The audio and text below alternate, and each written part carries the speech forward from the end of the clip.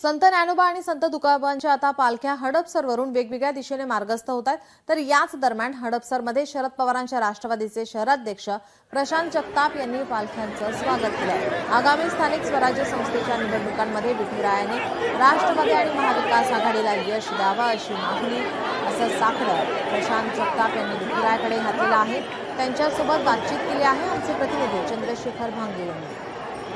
संत तुकाराम आणि ज्ञानेश्वर माऊलींची पालखी सध्या पंढरपूरच्या दिशेने निघालेली आहे। आपण बघू शकतो की ही पालखी सध्या पुण्यातील हडपसर या ठिकाणी आलेली आहे। संत तुकाराम महाराज आणि ज्ञानेश्वर माऊलीच्या पालखीमध्ये लाखो जे वारकरी सहभागी झालेत आणि राष्ट्रवादी काँग्रेस पक्षाचे शरद पवार गटाचे शहराध्यक्ष प्रशांतदा जगताप माझ्यासमोर आहेत। दादा, काय सांगाल?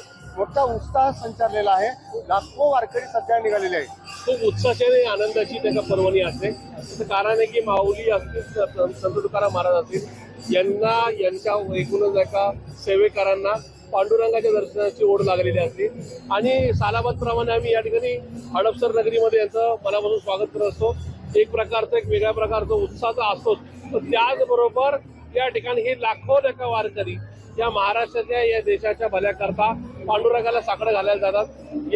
याचा सुद्धा अभिमान आणि एकूण निश्चित आनंद देणारा क्षण असतो। त्यामुळे ही उत्साहाची एकूणच वारी ही आयुष्यातली एक अनमोल वारी असं आमच्यासारख्या कार्यकर्त्यांना नक्की वाटतं। पांडुरंग चरणी एवढीच प्रार्थना करेल, ज्यांनी वेगवेगळ्या शहरांना जिल्ह्यांना खंड्यात घातलेले नागरिकांचे प्रश्न अनुत्तरित ठेवून भ्रष्टाचाराचा भस्मासूर झालेला आहे, त्या सगळ्यातून पांडुरंगाने या नागरिकांची सोडवणूक करण्यासाठी आम्हाला सेवेची संधी द्यावी।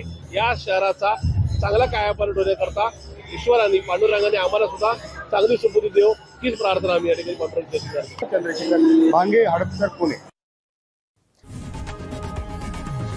लोकशाही मराठी ऐका, पहा, जागरूक रहा।